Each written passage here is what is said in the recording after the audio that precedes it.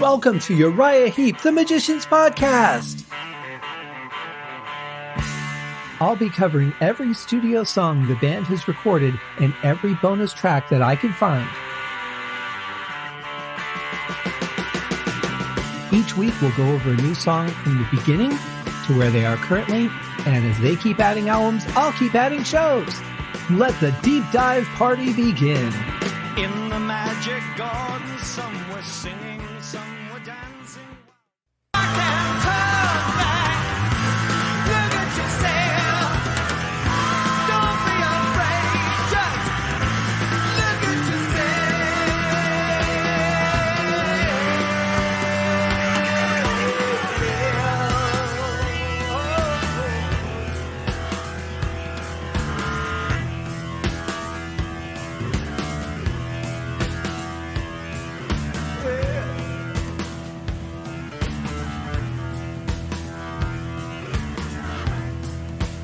Are you all still clapping? Are you all still clapping?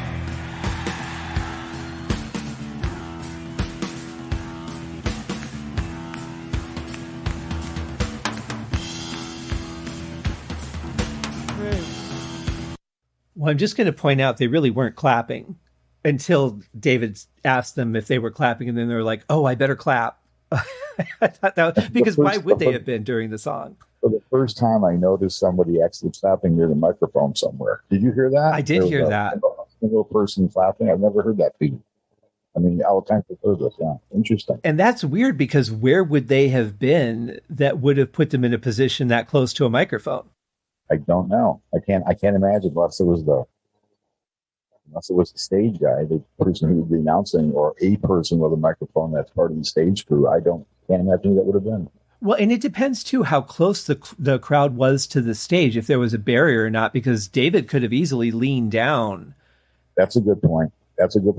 Yeah. You know, because back then, I mean, I don't know, you're talking 73, so there were barriers at bigger shows, but some of the smaller shows, you could just be right at the front of the stage, right by the monitors. You're quite right. That's very well what could have happened. He could have been sitting on the stage or in the stage or in almost in the crowd or leaning over toward the crowd. Mm-hmm. You're right. For those drummers out there, you're probably hearing Lee prepare for the way that the drums are going into the end of the song. Some really nice rhythms that he's playing on the toms with a couple of snare accents. He's hitting the hi-hat pedal on the 1 and the 3 instead of the 2 and the 4, which is nice, actually. It's a nice change, and it really works for the song. I'm waiting to see what he does with this, because I have a feeling he's building to something pretty cool. And for you guitar players, keep in mind they're playing out of 100-watt Marshall with 4 bottoms, only one of which is mic, and one speaker or one of those cabinets. And Mick's probably playing out of a Gibson SG with maybe 2 or 3 pedals and a wah. So there you go. My doggy just walked in. Hi, dog. Oh, hey. Yeah, it's amazing, too, thinking about what a powerful sound that bands got in the early to mid-'70s with a pretty minimal use of equipment compared to everything that we have to have now to make it sound big. I like the way Mick was set up back then. It just sounded so Mick. It was so it was his tone. It was his signature tone on everything that he did. He always knew that it was Mick Box doing something. Oh, for sure. He has such a distinctive sound, but he also has such a distinctive playing style. Of course. He's Mick. That he is. What else can you say? I will try you out. Yeah!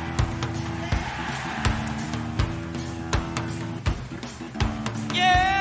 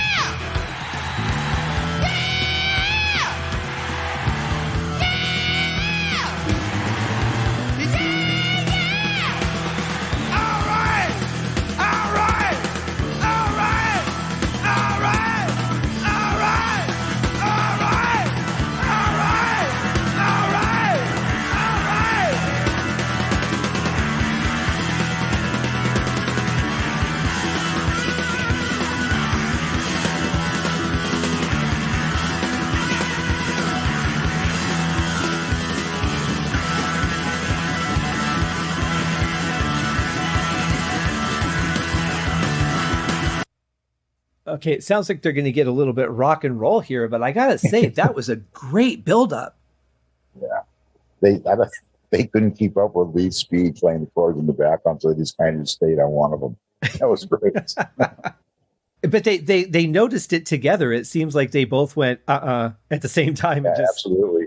I don't think, they probably practiced it that way because he was going really fast, and I think if they tried to keep up with him precisely, they couldn't have. Mm-hmm. So the smart move was just to stay on the route and just stay there and let him do his thing. That was really well done. I loved it. I did too. I thought they compensated for that really well. And that is a big challenge. And Dave, you know this from doing songs that have these gradual increases in tempo, is that it's not always easy for everybody to stay exactly together because people feel like they need to speed up at different speeds. Right, exactly. Yeah. So that's... they had to hear him too. I mean, live concert, and we're trying to hear him. I don't know how far away he would have been from them. Looking from pictures and things, not that far, but they were awful loud. So he, I'm sure, was a bit diluted in their ears. I mean, as close as they could have been together. I think trying to keep up with that would have been a real challenge. So the smart move was just get to the point where we're losing it, just stay on one note and stay there. It's probably a good fail-safe, too, to have something like that, just to make sure that the song doesn't get thrown off track. But, you're very right. They may not have been able to hear him very well. If anything, they probably heard the snare cutting through. But when he started doing the buzz rolls on the snare, that doesn't cut through. That's just like a tom. So a lot of times when you're on stage, you don't hear that as well as you do in a recording studio setting. So that might have also been just a backup to where, hey, when we can't hear him anymore, when things are too crazy, let's drop back to the Alamo, which is this riff, and we'll stay on this till it's time to change. Yeah, the PA systems and the way they mic the drums back then, I'm sure, it couldn't have been anywhere near as good as they are now. So it probably was tough to hear that. Yeah, I would think so. So let's see what this rock and roll thing is all about.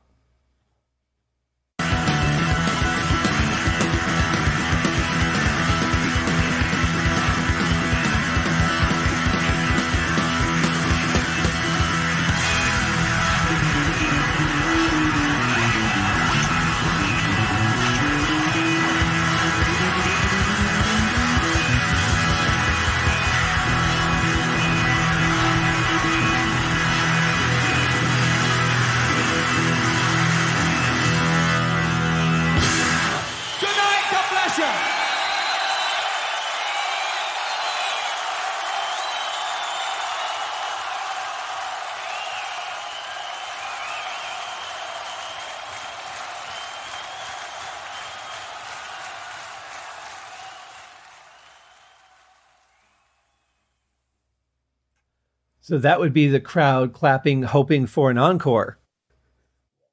And that must have been loud.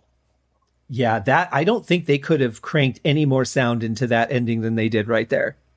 Wow, they actually caught up to Lee. They got back on track with him. Did you hear him come back? I did. Like, I lost it when we were talking about it. And just after you started the last section, they all kind of grabbed on where he was, and they went again. That was really cool. That was a very nice ending, I thought. I didn't really know what to expect because the studio version, of course, just gets insane. And I wasn't sure exactly what they were going to do for that live, but I really like where that went. I like that it changed and gave you something a little bit different right before it ended instead of just rushing into an ending. And it was a good showcase for Lee. The only other thing he showcased on that I remember was a bit in Gypsy. Mm-hmm. And now this. So I'm glad they did. I think it's a great version of a great song. I think so too. I think it's got so much energy in it. A lot of little surprises here and there if you're paying attention. Gary's a little more laid back at parts, which I thought was interesting. So like backing Mick, a lot of times he was just playing pretty straightforward, which you don't hear a lot. He didn't wander as much, but he did some nice fills in there as well. It just seems like it's a different performance. It seems like it's from a different night for me. I mean, it really, really does. I really didn't make that much of a distinction until you and I started listening to it, or I started listening to it this afternoon again, prepping for the show. Mm-hmm.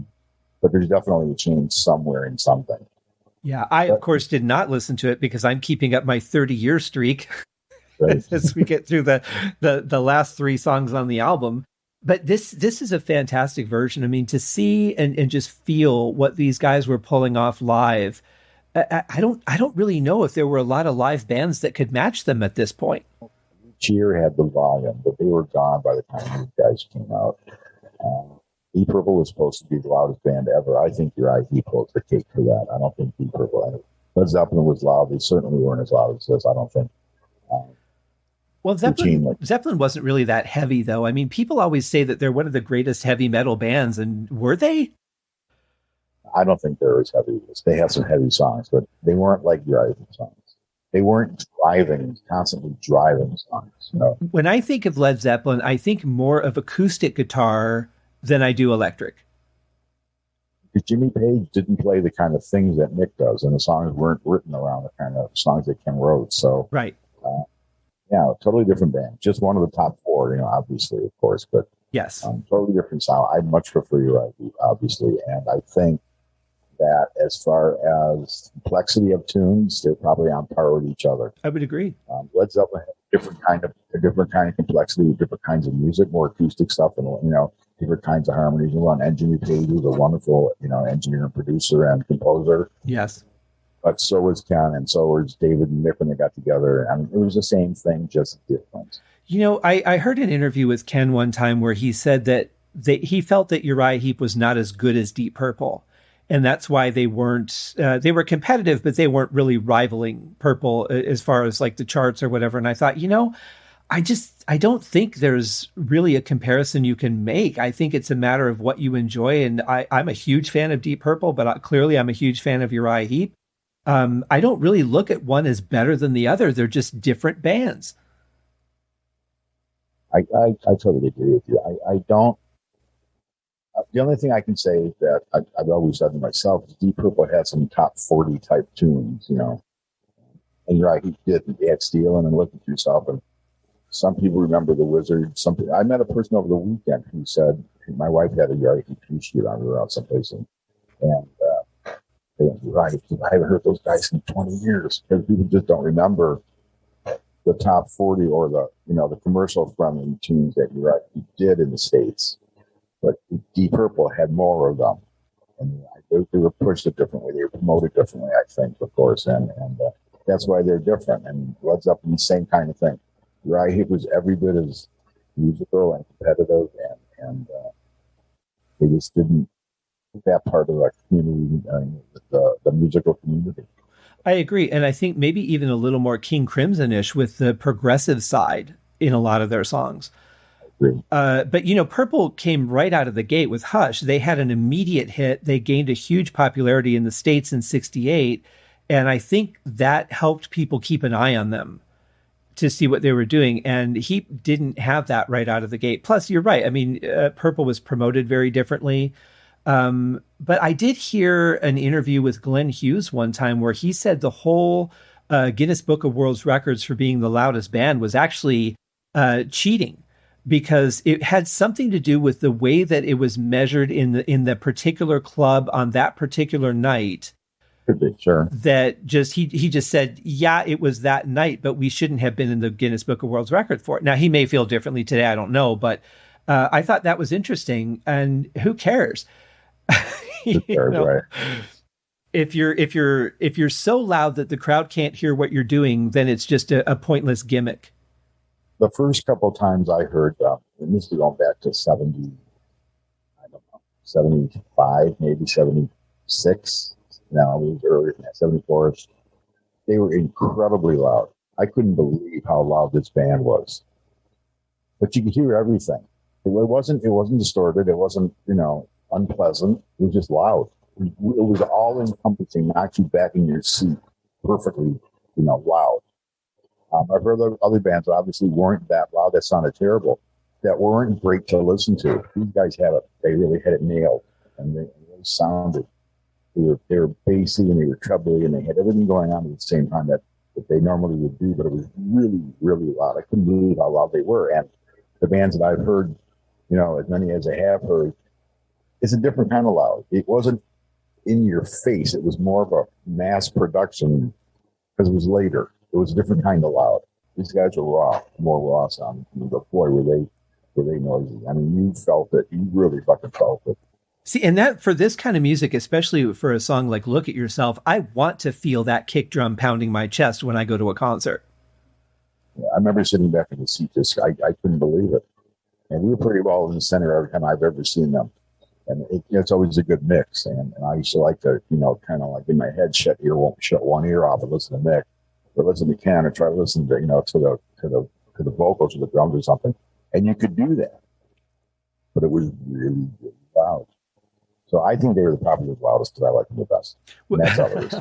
Well, I think there's a combination of things that makes that work too. I mean, clearly you have to have a good knowledge of your instrument to be able to get a sound that works at those loud volumes. But you also have to have a really good live engineer to make that work, because the more you push that volume, the more you're pushing the low end, and the clarity of it tends to get lost. Your guitar solos don't sound good. Your keyboards just sound like mush. The bass is awful. You really have to have a combination of those things to make it work. I think the front of the house engineer had a lot to do with the way that they sounded. They had a big part to play. Yeah, and also if you're bringing your own rig to the clubs versus using the house system, sometimes you really don't know how far you can push a house system. You can't push it so far that you blow the system while the band's playing. You got to be careful where your levels are at. But nowadays they have, these crazy speaker stacks that are just like, they're just these long tubes of speakers. And, when I saw Heep the first time, the club was pretty well prepared with speakers, and they were loud, but the sound was so clear. It's almost like you can get away with a lot more now than you could in 1973. Totally agree. Yeah, but a great version of this song nonetheless. I'm really thrilled with it, I have to say.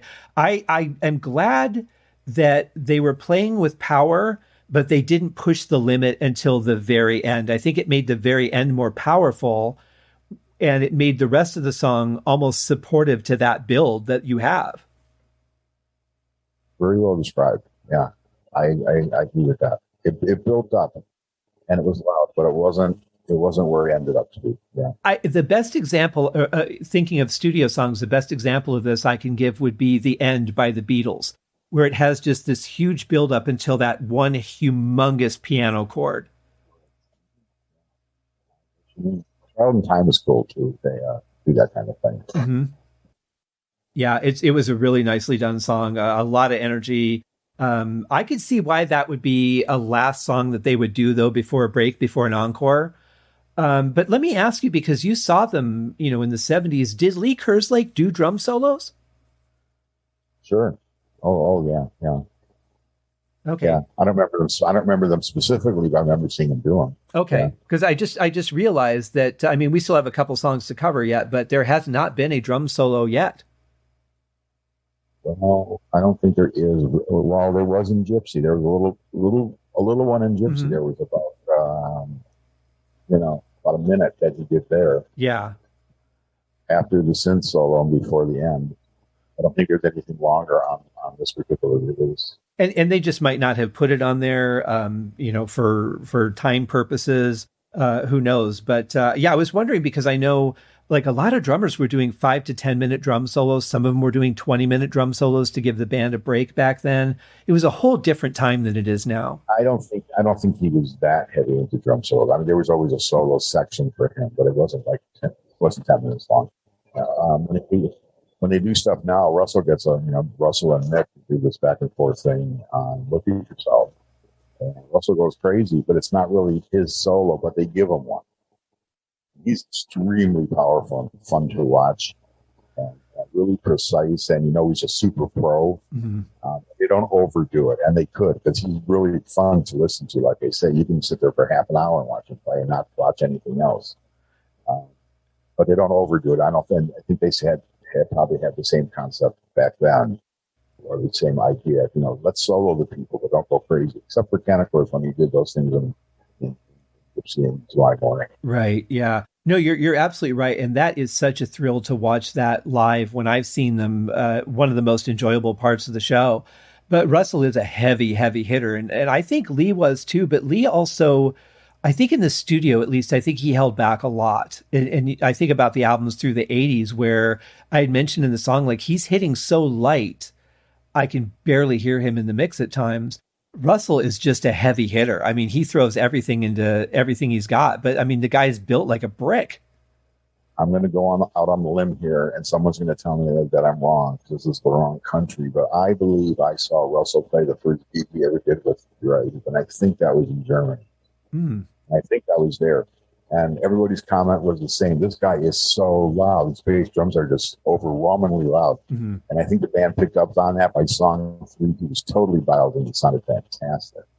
Yeah, it's tough when when you take a brand new guy out on the road and start doing shows, and then because even in the warm-ups, like, when they sound check and stuff, you don't play 100% as hard as you would when there's a crowd. You just naturally don't. And plus the crowd isn't there to soak it up. Right, that's very true. You have to compensate for that. But I remember talking to Dave Rimmer about that, and he said, he has to push his volume a little bit because Russell plays so heavy.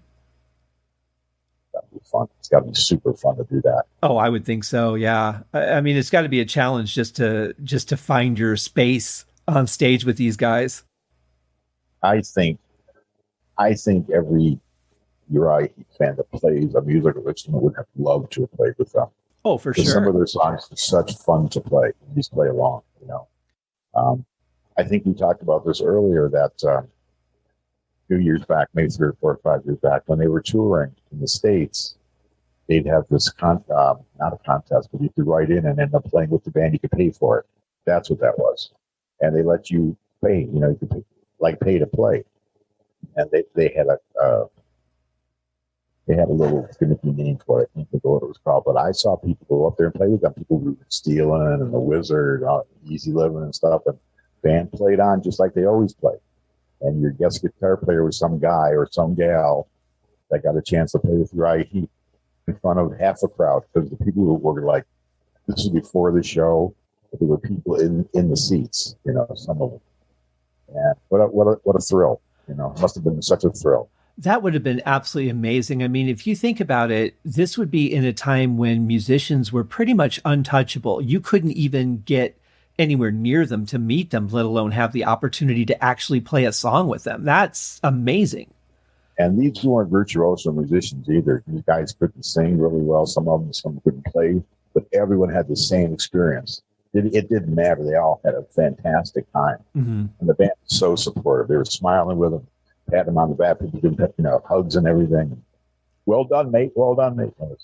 These guys had a riot. I saw about 10 of them do it. It was really cool. Did you ever do it? We were signed up to do it. And my wife and I, Carol plays drums, and we were signed up to do it in Kent, Ohio. And something happened. The band had to split for some kind of emergency meeting. So they kind of stopped and said, well, we'll catch you tomorrow night. We couldn't get to Wisconsin for the next show. So we didn't do it. Bummer. But we were ready. Oh, what song would you have picked? Stealing. Oh, good one. Stealing. I was going to go for the guitar rather than the organ. So I was going to play with Mick, which would have been a hoot. But it just didn't happen. Unfortunately. Maybe someday we'll do it. That would be nice. I would love to be in attendance for that, I'll say. But I don't know of any other bands. Do you know of any other bands that were doing anything like that? I've not heard of that before. Well, most bands have meet and greets, and that's kind of what this was. It was kind of a meet and greet with an add-on that you could meet and greet them and play with them too. But I don't know if anybody who actually does this. I've seen concert footage of bands that would bring somebody up for a song, but I don't think it was beforehand. It was always during the concert. Yeah, see, I would rather do it in a more intimate setting with the band where you can just focus on each other and not be worried about the crowd or anything like that, and just have a really intimate experience. I would rather do that than get up in front of 20,000 people and jam with the band. I mean, it would be cool to do that, but I think it'd be better to just have that personal, 1-on-5 experience. I did play with John Lawton on stage, and this was in England in 2004, maybe 3, somewhere around there. And we did a song off an album that he had done, and I was on the album, actually. Oh. So when they invited me over to go to the show, he said, why don't you come play that song? So I ended up doing that. That was about 6,000 people out there. It's a very exciting thing to do because the bands are so good that you can't sound bad. Right. They all sound so great. Mhm. You just kind of, and I had a little Marshall amplifier sitting on a pedestal, and they all had their big amps and the Super PA and all these people, and they mic'd the little Marshall, and it came out sounding great. So Wow, that is super pretty fun. Oh yeah. Now, now that things are opening up a little bit, is there any talk of another Heapvention maybe coming together? Not right at the moment. No, maybe, but we haven't really delved into that too much lately. I think with Ken's passing and Lee passing, it probably, and John passing, it probably would be a little bit different now. It's different now. Yeah. Yeah. When I put on the first two that I was aware of, one was in Cleveland, Ohio, and one was in St. Louis. So we put on the first two. Obviously, Ken was, that's where Ken used to have a studio and all that. So he had lent us some gear. We all kind of met them on virtual and so forth. But this is back in 1999. But the first one was in Cleveland, or that was the first one. The second one was in Cleveland in 1999, I think. My years are getting, I'm a year off, but tons of fun. People from all over the world showed up, all our friends, emails and everything. Nobody ever met anybody before except through email. And they just showed up, in different languages, different people. And you never knew what they really looked like till you met them or how they acted until you met them. And we all played together for hours and hours and hours, all these songs. It was a ton of fun. So if we have another one, that would be great. But I'm not planning on it at this time. Yeah, it's so different now. It would be nice to have, but I think a lot of people too are not ready to travel. I totally agree. So it might not be logistically the best thing to do right now. I don't think you'd get the turnout that you normally would just on that fact alone. I don't know about Ohio, but I can tell you here, I went out for a walk on the Strip. I usually go 2 nights a week. I'm probably the only local that actually enjoys going to the Strip. And I have to say, it's like nothing ever happened. I mean, there was a huge amount of people out. Maybe 2% were still wearing masks. And that all seemed to change with the new airline mandate. But just walking down the street, I mean, it's just like it ever was. It's like nothing happened over the last 2 years. It's really weird.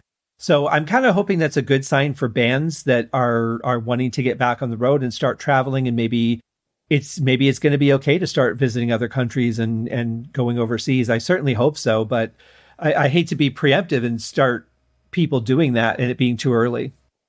Well, I know your fan base is touching all parts of the world. Selfishly, I'd like to hope that when they come here, they will go back to come play with us. Here's the tickets are $200. Come up there and play a couple of songs or play a song with the band. They do that kind of thing in meet and greets, and we always knew what hotels they were going to be at. We get rooms, so they end up seeing them in the hallway and getting breakfast with them or lunch or something, or catch them outside.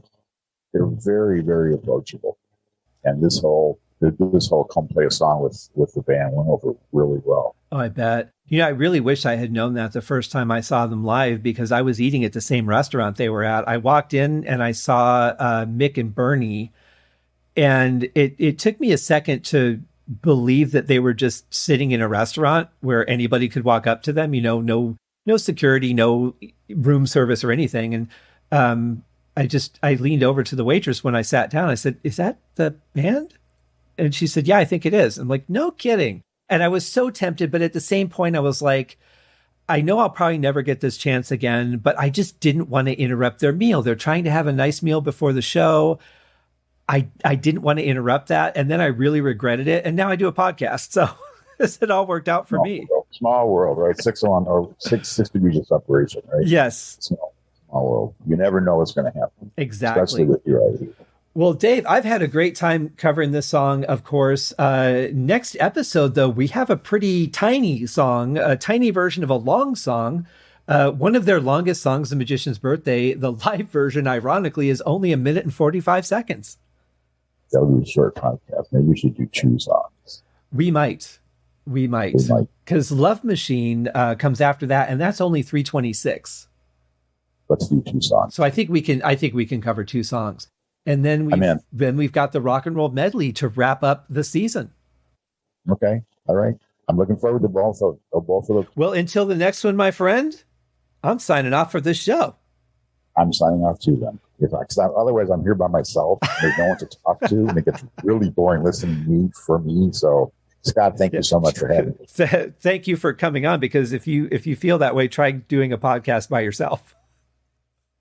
That's my whole world. We'll see you guys in the next episode. Cheers. See you, Scott. Thank you for joining me on this episode of Uriah Heep, the Magician's Podcast. If you have enjoyed this show, please consider going over to Apple Podcasts or your favorite podcast outlet, leaving a rating or a review. Be sure to subscribe to make sure that you are notified when new episodes are available.